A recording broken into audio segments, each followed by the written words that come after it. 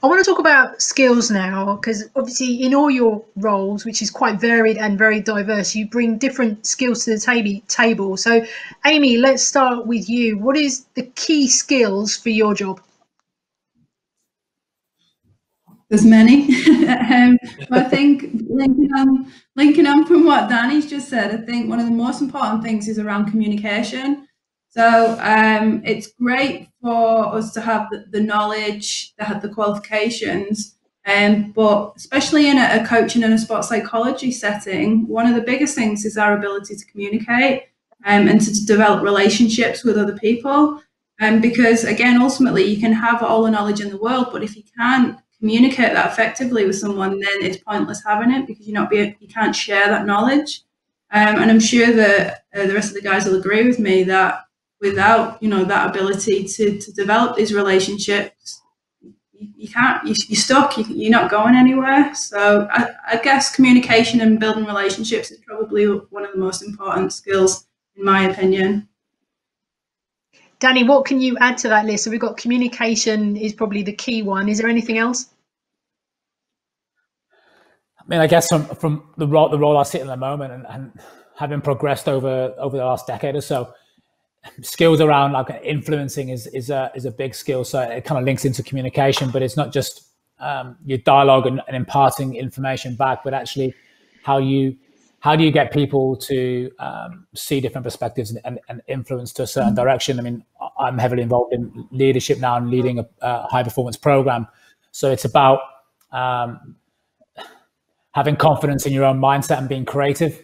So your creative ability to see big picture. And I think that's something that I'm seeing less and less of in people coming through the university system and coming in to apply jobs. Is they're very good in that little niche academic area or discipline, or psychologists or kind of sports science, but the ability to see the big picture of the world of sport and where to. That's something that is a skill set in itself, and not everyone has that. And I think it's something people need to pay attention to. So those are the things I probably would add to that. But I think communication is the big one, because sport is, whatever level you're at, whether it's grassroots and coaching kids and working in schools to high performance, it's a people's business. And if you can't engage with people, then fundamentally you're in the wrong business. Ollie, I guess for you, one of the skills that you've got to be on top of is being able to organise your diary and organise yourself. Would you agree with that? 100%. Just going back to the points that guys have made, communication for me and building relationships are absolutely vital for everything. But organisation, and also being able to adapt.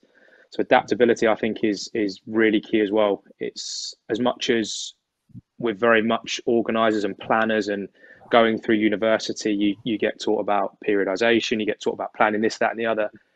In the world of professional sport, and especially football for me, it changes all the time. From not only week to week, but it could be day to day. It could even be within the last hour. You thought you were going to be working with 20 players, which is great, but all of a sudden you're now working with 17 players, and it's like, right, okay, how do you adapt? And you have to always contingency plan.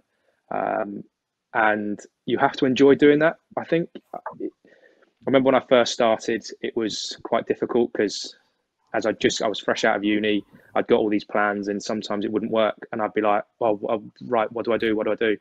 And you need to develop that pretty quickly and enjoy doing it, because it can happen at any moment. You have to just be able to adapt to what is put in front of you, really. And I guess just the other point would be empathy. Working with a lot of players, working with different coaches, you get people from different backgrounds all the time, and you get people, as much as they are there as professional football players, they are still human beings, and you have to understand that someone might be going through something at home, there might be something going on outside of the club, there might be something going on within the club, contract negotiations. You have to be able to understand that if you've asked somebody to do something, that they might be struggling to potentially do it. And it's not just a case of they don't want to, but you have to understand. And again, that comes down to communication and building relationships. You have to have that in order to understand all your athletes.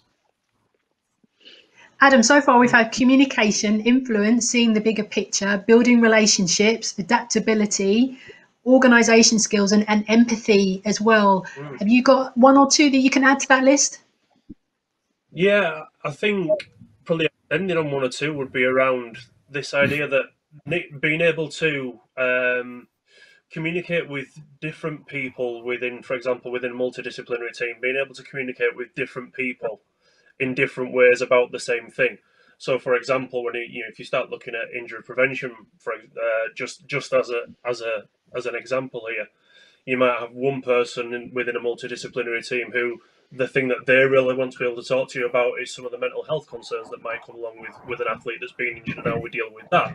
Whereas somebody else might be more bothered about, well, what are the physical preparation strategies and what are the rehab strategies or prehab strategies that we need to do to prevent injury. Whereas somebody else might be looking at the point of view, well, in professional football, injuries cost a total of about 45 million quid a year when you're looking at top level football. So from a health economics point of view, what do we need to know about that? So I think it's very much being able to understand and appreciate the perspectives of lots of other people who might be as passionate as you about a particular topic area, but for a different reason, and have the kind of the flexibility and the adaptability to be able to move within those different types of conversations and work with those different types of practitioners in such a way that you're able to work towards and achieve those common goals. And I guess really from that point of view, accepting that being right and being wrong in inverted commas, for a lot of young people now, that's the thing that they're really, really concerned about. I want to know what the right answer is, and I want to know that all the time so I can share that.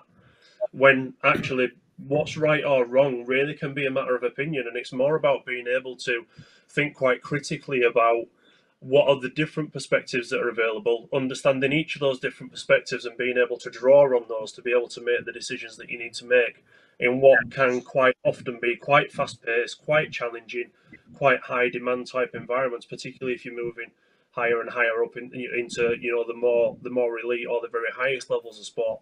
And like I say, and recognising that, I guess really the best people in those environments are the people that get the job done. But the people that get the job done are the people that have got the right blend of both hard and soft skills.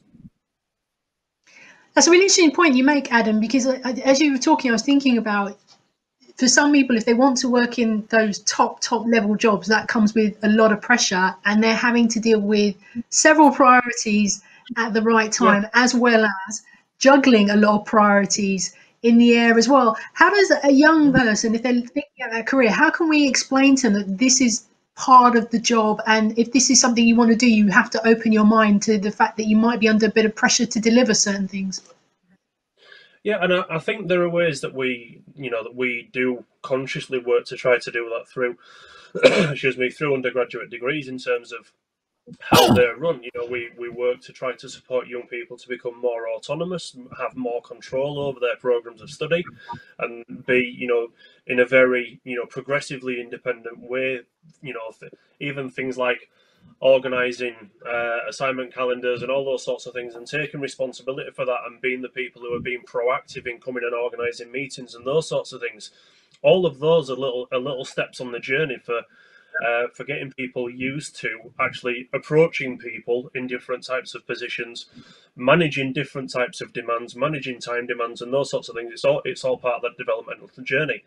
But the other part of it, as no doubt colleagues will be aware, this type of experience is quite valuable for young people, because one of the things that we know is that the people that are coming into degree courses like to have access to people that have done the job.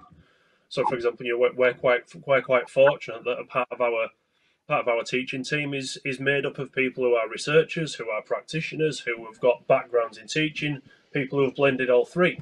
So, quite fortunate that young people that are accessing our type of degree program have done the roles and can answer those questions. But we're also fortunate for this type of thing where people that work in those types of roles are able to give that information firsthand.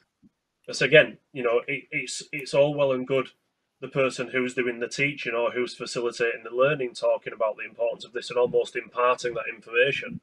But a really important part of it is facilitating the opportunities for people to be able to create and construct that understanding for themselves. and start to explore the different ways that it might be important, or why it's important, or how it changes in different environments. What's different between, working within track and field athletics to working in elite level football, or what's different to working in the Premier League to working in League Two, those sorts of things.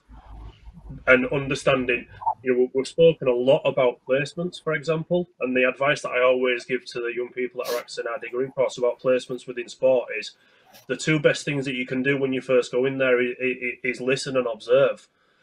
Listen to the people that work within the environment, learn about the context, observe the context, see how different people work together in different ways. How are problems solved? How are problems managed? How do problems arrive? How can we preempt them in a way that will, perhaps stop them from coming about too much? All those sorts of things become really important around and become really quite valuable developmental experiences. So it's that, I guess the short answer would be it's the managed and staged exposure to those different types of demands in a way that blends challenge and support, so we can create more of a facilitative environment rather than a relentless one.